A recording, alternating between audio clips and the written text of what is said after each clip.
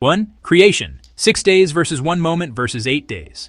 Several Quranic passages describe creation as occurring in 6 days, 7:54, 10:3, 11:7, 25:59, while others use language implying instantaneous divine command, 54:49 did it 50, be and it is, and 41.9 did it 12, when read literally, seems to add to 8 days.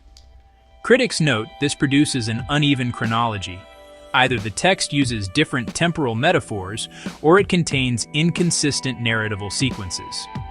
Muslim exegetes typically resolve this by treating days as undefined epochs, or by reading the instant verse as emphasizing divine power rather than temporal sequence. Others read 41:9-12 as two phases, earth then heavens, or as rhetorical. Still, the presence of these different modalities, epical days, literal hours, instantaneous decree, in adjacent passages raises real questions about narrative coherence and about the Quran's claim to precise, consistent wording. 2. Compulsion in religion versus fighting until Islam dominates. The Quran asserts in 2:56 there is no compulsion in religion, emphasizing freedom of belief. Yet later passages command fighting non-Muslims until they accept Islam or pay tribute. 9:5, 9:29, 8:39. Critics argue this is a direct tension. Can God forbid compulsion yet simultaneously command forced compliance? Classical Islamic scholarship typically resolves this via abrogation, claiming later Medinan verses override earlier Meccan verses. Others suggest context, peaceful coexistence for believers versus defensive or political circumstances. Nonetheless, the stark contrast in tone between freedom and coercion raises questions about textual consistency and the claim of flawless guidance. 3. Pharaoh, drowned versus saved, verses 28:40 and 17:103. State Pharaoh and his hosts were drowned, whereas 10:92 says, "Today we shall save you in your body as a sign for later generations." Critics note this appears contradictory.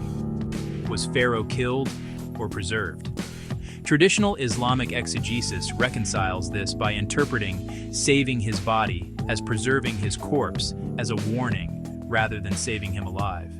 Still, the juxtaposition of drowning and preservation in different passages creates ambiguity that literal readings cannot fully harmonize. 4. Jesus. Did he die or not? 158 asserts that Jesus was not killed or crucified and that God raised him. Contrastingly, 3:55 and 19:33 imply he will die. I will cause you to die and raise you to myself. Critics highlight this tension. Is Jesus alive, dead, or will he die later? Muslim scholars resolve this with chronological interpretation. Jesus was taken alive and will die at his second coming.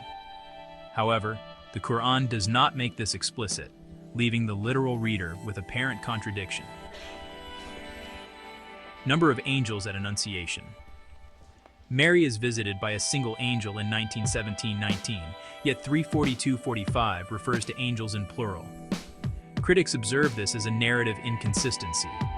Was it one angel or many? Exegetes often suggest plural forms can be rhetorical or refer to the angels' messengers collectively, but the literal difference remains a tension in the narrative.